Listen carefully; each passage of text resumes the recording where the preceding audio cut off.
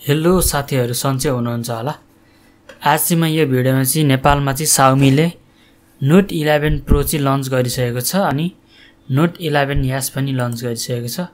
आउनुस् अब यसको फिचर अनि यसको प्राइस हैन अनि पोरको चाहिँ Note 10 Pro भन्दा चाहिँ कतिको अपग्रेड गरिएको छ यो सबै कुरा चाहिँ म डिटेलमा भन्नेछु।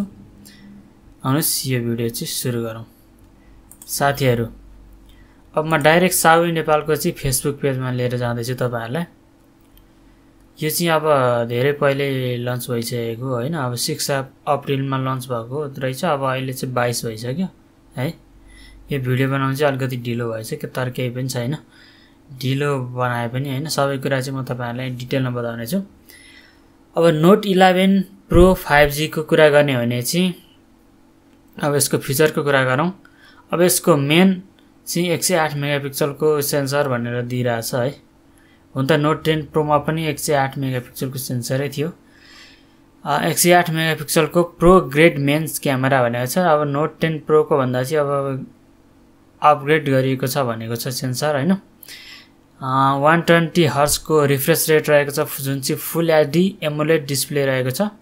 5000 mAh को ब्याट्री रहेको छ अनि 67 वाट को चाहिँ टर्बो चार्जिङ फास्ट चार्जिङ रहेको छ अनि स्न्यापड्रागन को 695 चिपसेट रहेको छ जुन चाहिँ 5G चिपसेट हो।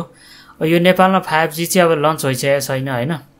अब नेपाल टेलिकमले अब कहिले लन्च गर्छ, अब जस यो वर्ष भित्रमा चाहिँ 5G नेपालमा लन्च भइसक्छ। जस यो फोन चाहिँ एक हिसाबले भन्ने भने फ्युचर प्रुफै छ।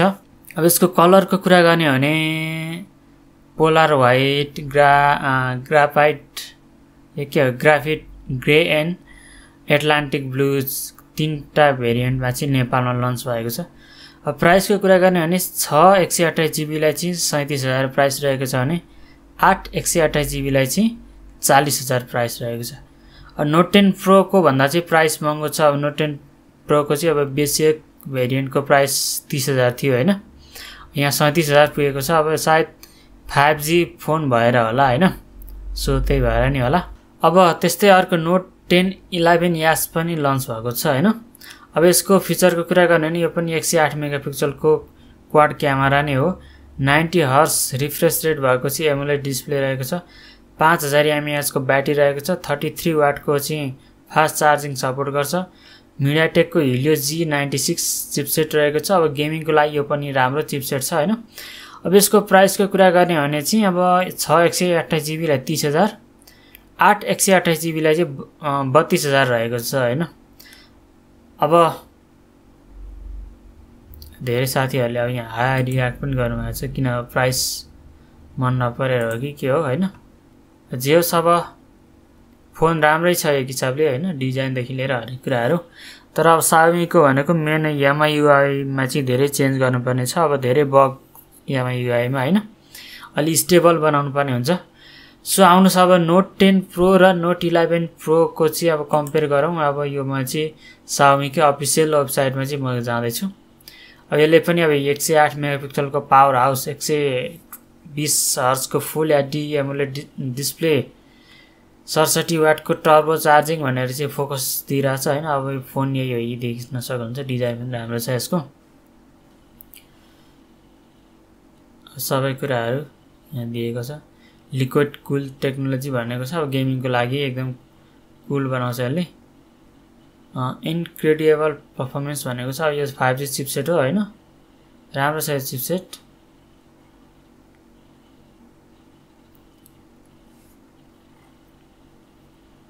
अब क्यामेराको कुरा गर्ने भने 108 मेगापिक्सलको मेन सेन्सर रहेको छ जुन चाहिँ अब 108 भनेपछि Samsung को सेन्सर हो। यसले फोटो पनि राम्रो खिच्छ। Micro camera ultra wide camera पनि रहेको छ यसमा हैन।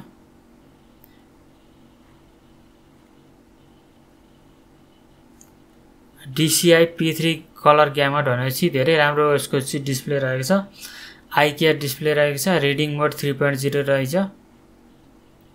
5000 mAh को ब्याट्री रहेको छ। अब फुल चार्ज हुन चाहिँ 42 मिनेटमा लाग्दो रहेछ।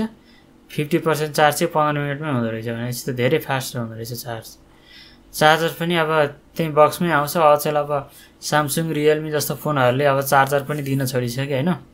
सो एमआईले चाहिँ अब अहिलेसम्म चार्जर दिइरहेछ। अब पछि एमआईले के गर्छ अब सायद एमआईले नि पछि अब चार्जर नदिन सक्छ। सो अब 3टा कलर रहेको छ, तपाईहरुले देख्न सक्नुहुन्छ यहाँ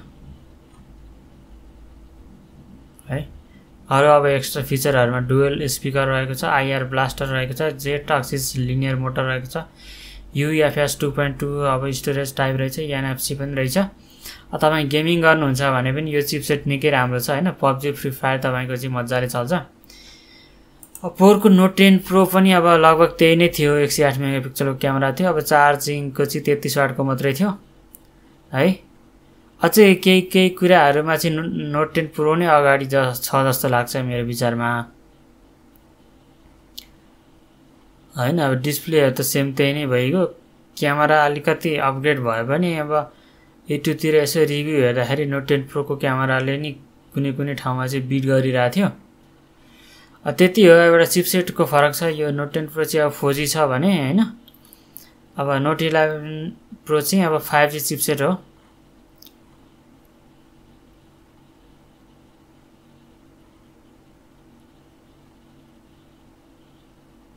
नोट 10 प्रो पनि अब 1200 निट्सको ब्राइटनेस थियो, DCI-P3 कलर त्यो पनि थियो। अब आई केयर डिस्प्ले पनि हो हैन।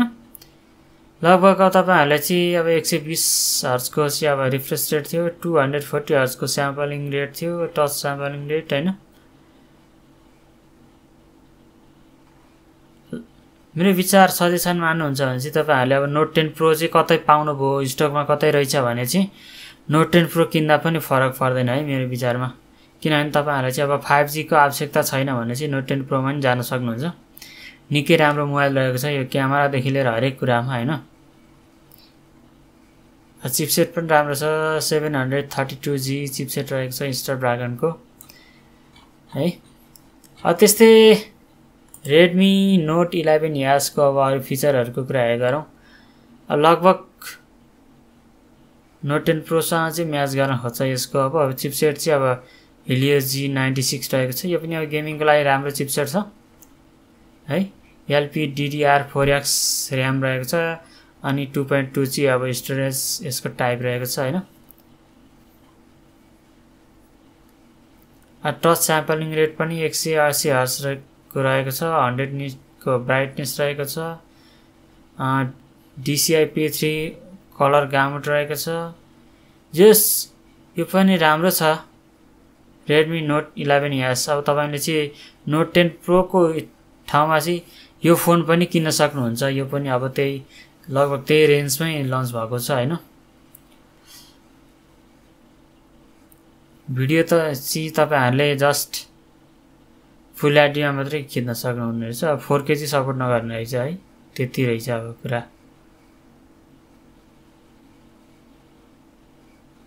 एक 108 मेगापिक्सलको भएर पनि अब जस्ट फुल एचडी मात्रै किन होला।